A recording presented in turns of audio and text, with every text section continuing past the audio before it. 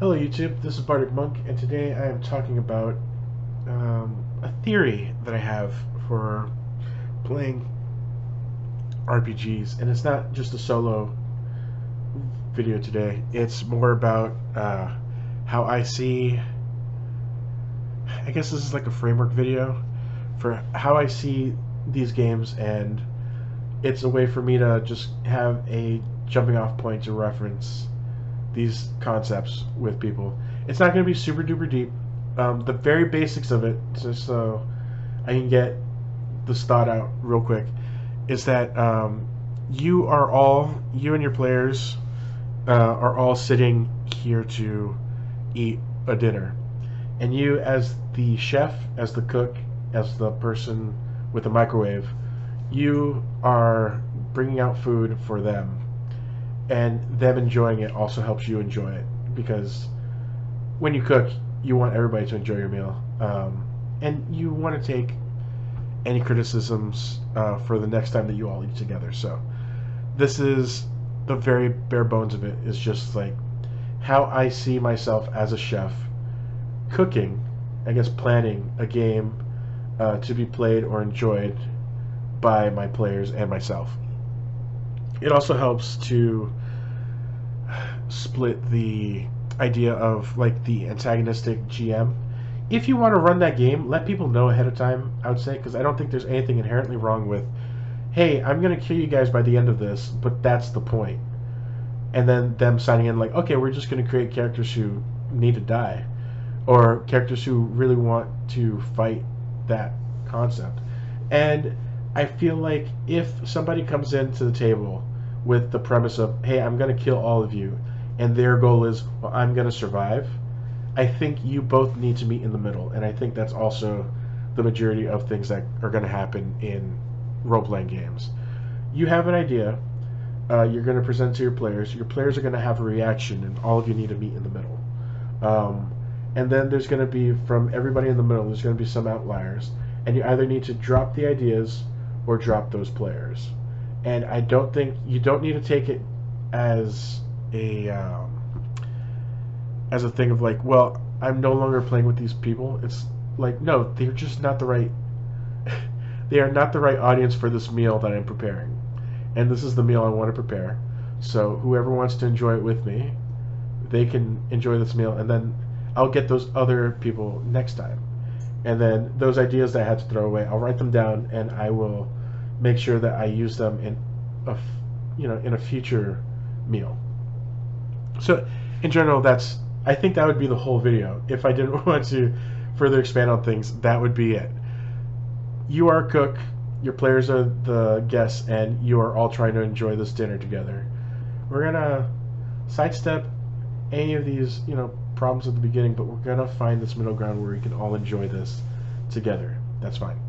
So the way that I'm going to focus on this is how I see running a cyberpunk genre game. Not cyberpunk Edgerunners specifically, but the cyberpunk genre. And I'm going to start with the game that I know the least about, but one that I really did enjoy was the Cyberpunk RPG, CBR+PNK. This game I would use if I wanted something that was very rules light, and you can tell that it's very rules light because this is the entire rule book right here. This whole thing is everything that the GM needs to play. This is very, very useful for me. Any questions that my players have are going to be in one of these 8 panels. And if it's not here, it might be in the player book, which also has a bunch of rules and shows the character, has the full character sheet in there. So it's a full reference document as well as a character tracker in here. This game only uses D6s, and has like full adventures in the same setup where it's just these four panel rules, 4 panel pamphlets, and really you can just like plug and play.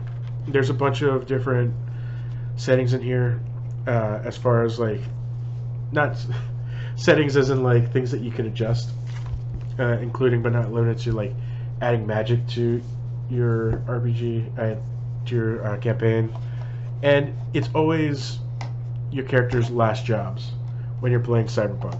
You guys are trying to retire, and this is going to be the last job that gets you out of this crap show. This has been a very good game to just like pull out, show everybody how to play in like 5 minutes, and then just start playing. And this is very much like a snack. If I wanted to create like ham rolls or something like that, it would be the equivalent of this, where I'm just like, okay, this is minimal preparation. I know all 8 panels of the adventure I'm running already, so I know how to pull this out and then just play for, you know, help everybody play this game, and it'll be fine. Cyberpunk is the most recent game that I played or discovered, but it's not the first one. My first one was rough. Me starting to get into Cyberpunk games was very, very rough and required a lot of getting used to a lot of different concepts that I just was not ready for. And it took me like a year and a half to get into this game. Well, yeah, I guess so. I did listen to like a Cyberpunk actual play podcast for a while before Cyberpunk 5th edition. I think this is the 5th edition quick start rules. Yeah, 5th edition. So there's a whole like thing going into this, but if I wanted to get into Cyberpunk, I wouldn't recommend Shadowrun as a whole. There is so much going on in a Cyberpunk game as a theme that you just don't want to keep adding like magic, an entire like subdivision of mages, types of hackers, and like, I don't know, I feel like it's diving into the deep end, and it's something I did. I can't say that nobody can do it.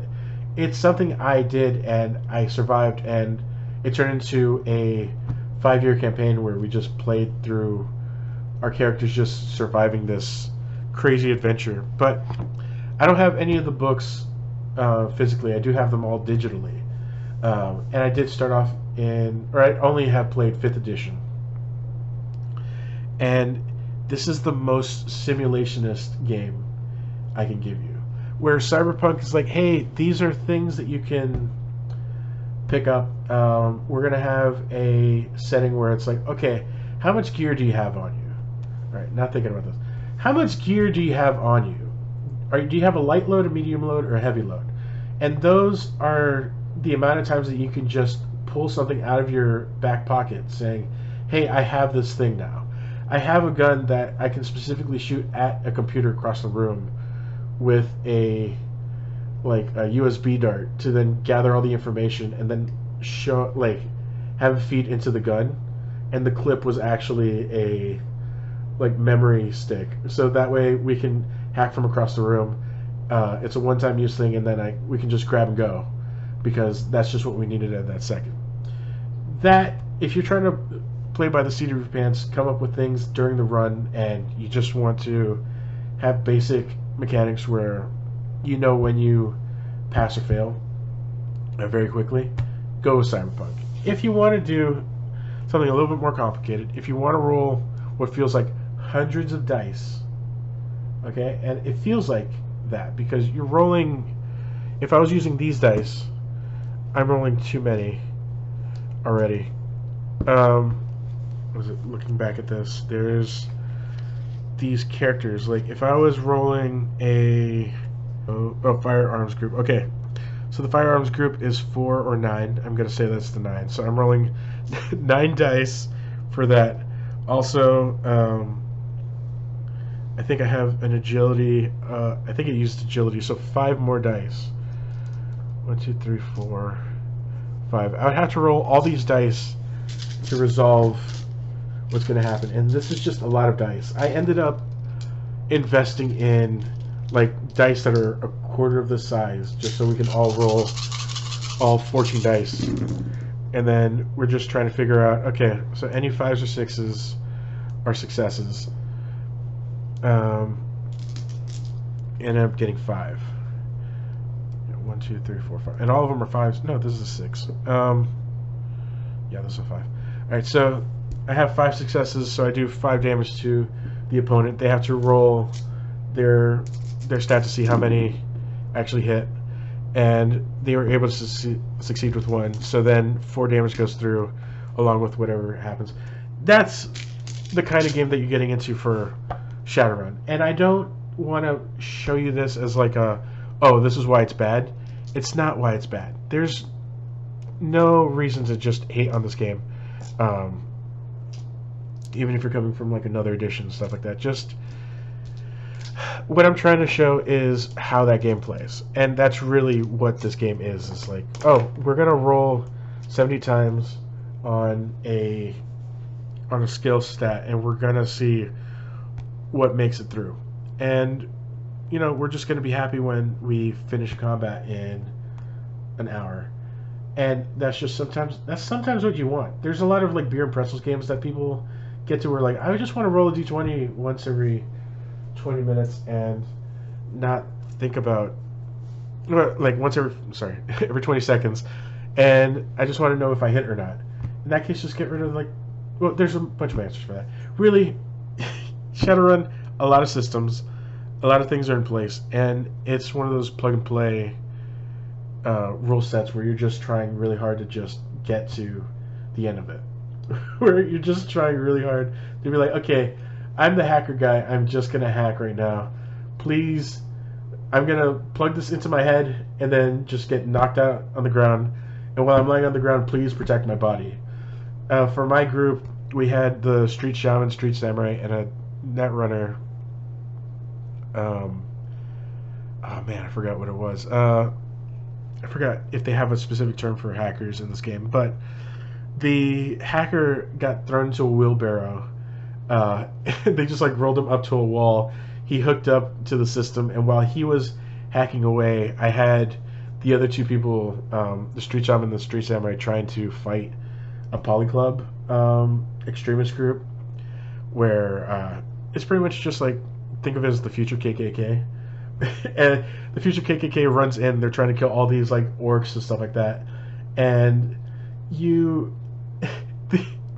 the Street Shaman and Street Samurai were just having a blast, doing all sorts of like crazy combat stuff, just trying to make sure that the system got back online, which it ended up doing. You know, they survived. They managed to escape the mall that they were in, and all of us had a great time. If you like a lot of rolls, if you like rolling a lot of dice, pick up Shadowrun. I can't go into it right now. This would be like a 20-part series of me rambling for 45 minutes. And I would love to do that. Let me know if you want to see that. But for right now, if you want the two completely different aspects of how to run a game, do you want to pick up and finish very fast?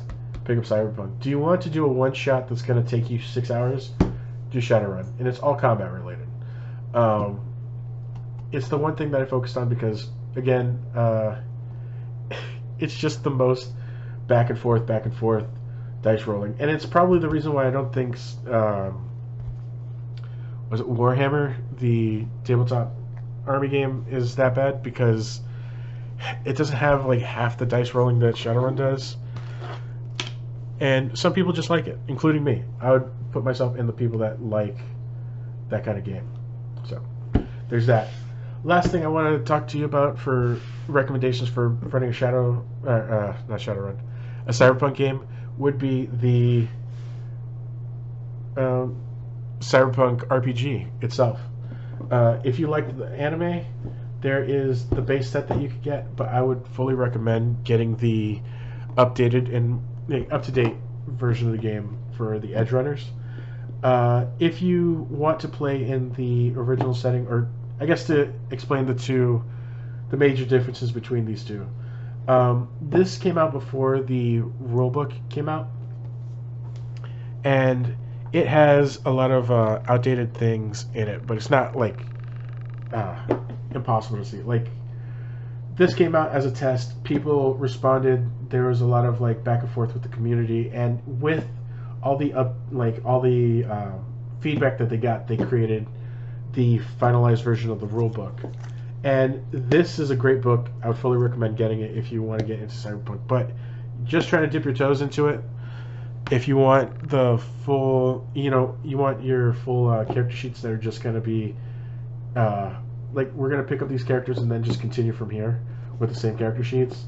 I would not recommend the Jumpstart kit, but I would recommend the Missions kit. If you want just the Jumpstart kit for any reason whatsoever, I would say just, if you get it for cheap, that's fine. If you want to get into how everything was in the 2040s, I think it's 2045 that this takes place in. And if you care about lore, this would be an interesting pickup. But if you're more interested in like the lore and all the background stuff for what's happening in the setting for the original Jumpstart kit, I would just pick up the book. So I'll put this away and focus more on the Edgerunners kit. If you like the anime, 100% would recommend getting this. Again, it's focusing on the main characters on the covers, but you're playing as these you're playing as these characters that they've created from Studio Trigger for this game. So these would be like character designs for like the next batch of characters that they make an animation about. And this is taking place in 2075. I think it was 2075. There's a 30-year gap, and then yeah. If you don't want it to be too rules light or too rules heavy, this is a very good medium. In this box, you're not going to have the Hot Wheels cars that I do. If you know, you know. Definitely would recommend, if you're playing a physical game, pick up just an 8-pack of cars and then just picking whichever ones are going to fit, whichever ones, it's fine. This one has a bunch of maps, a bunch of character sheets, a bunch of reference documents. This is the adventure of the jacket. This is the rule book for everything that you need. So this right here is the main reasons why you want to pick up the box. So you have the full rule book that you need. That's the key term. You can play for several sessions before you even have to pick up the major, the main rule book. Then there's the Edgerunners handbook for like rules, not rules, sorry, for like the lore of the game. And then all the other stuff that they have here is like a one-page version of this, front and back, of like what's the setting. Probably my favorite thing about this is that it kind of gets you into what is an RPG as quickly as possible if you don't know what you're doing with an RPG. And it also comes with all the pre-generated characters that you need for the game. So this box right here, if you're including yourself, this is enough for 1, 2, 3, 4, 5, 6, 7 people. So 6 characters and the GM. I like this game enough that I've homebrewed a lot of stuff for the game. I'll get into this in a second. This is actually the reason why I started this video, but let me finish this. Nope, not that. This is a packet that I created for new players, and this is also going to be on this part. This was a packet of character sheets. You do not need this at all. I recommend just printing your own. But this is for in case of emergency. Somebody walks up to the table while we're playing in a public place and they want to play. I have this. It's helped out before. I have at least like 2 missing sheets in here. We also have, well, this isn't part of the box, and neither's this. Okay. I have included in here, just for storage purposes, a collection of DLC and a data pack. So this is for helping generating stuff, and this is just things that they added. I think Elflines is in this one.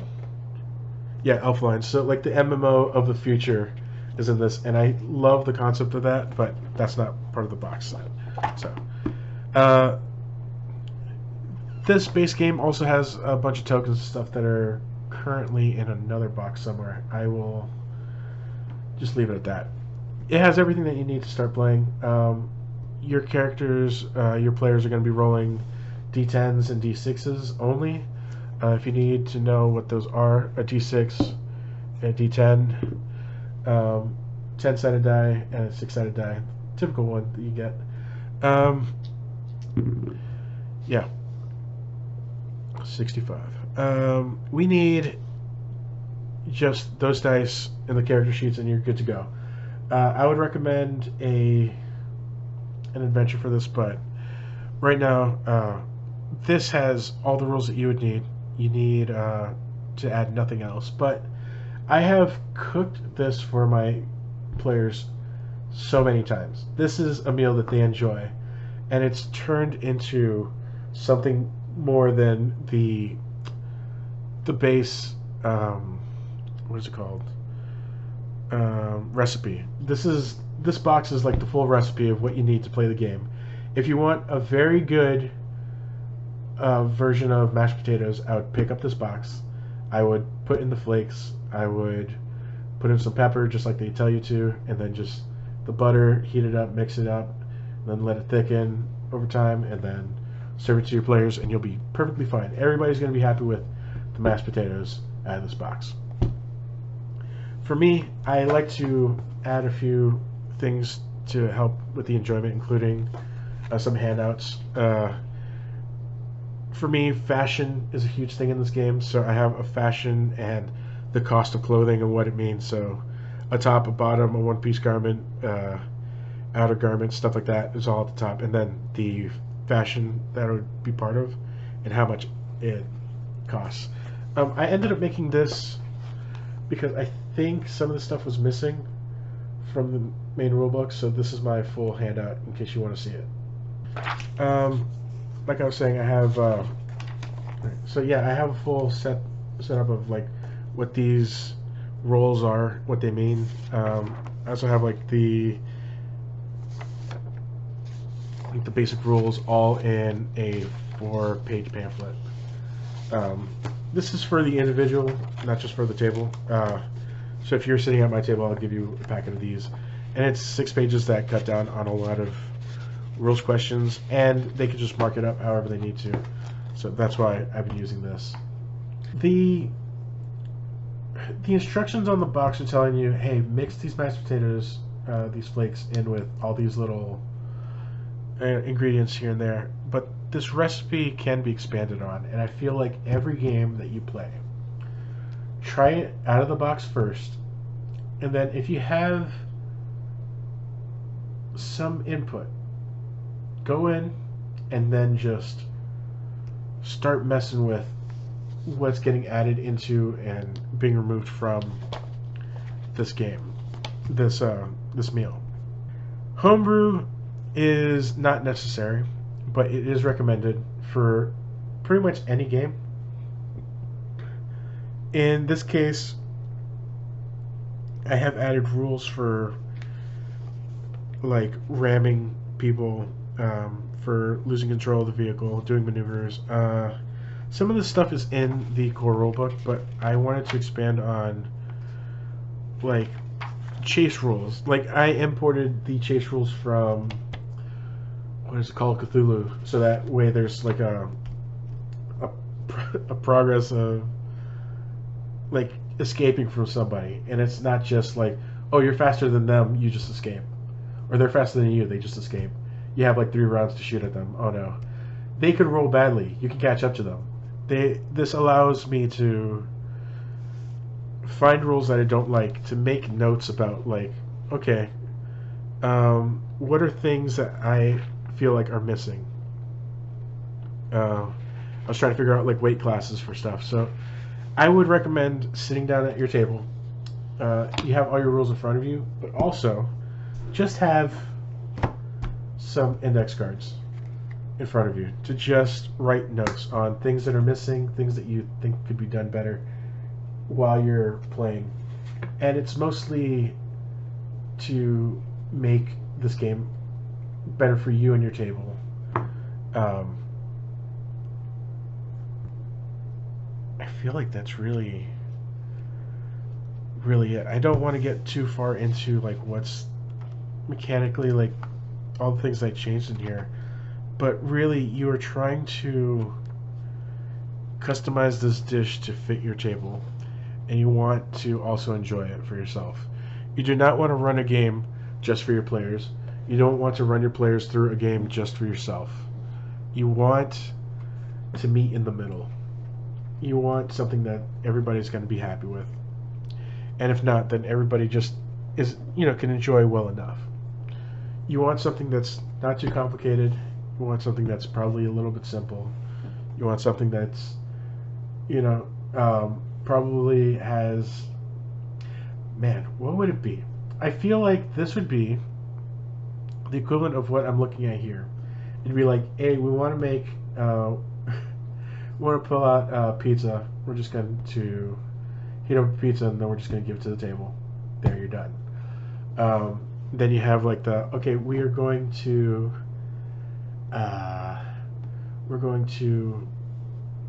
do our own bread rolls. We're going to buy like 5 different things that we can like, we're going to make a soup, we're going to make some sandwiches, and we're going to set up the table so that everybody can eat together.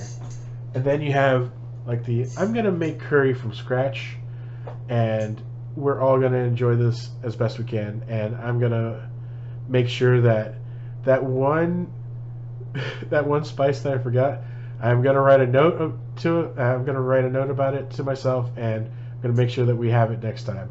My bad. But all in all, it was a very good experience. I feel like that's this entire idea. Please just enjoy the game. Please make sure that everybody's enjoying themselves. And if somebody's not going to enjoy this just out of the box, remember that not every meal is for everybody. And just invite them to the next party. So I hope that helps somebody with something. I can do further deep dives if you want for cyberpunk stuff. I think next time I'm going to go into the fantasy of RPGs, and I'll start talking about a couple things I really like for that. So thank you for watching another video, and please take care. Enjoy your games.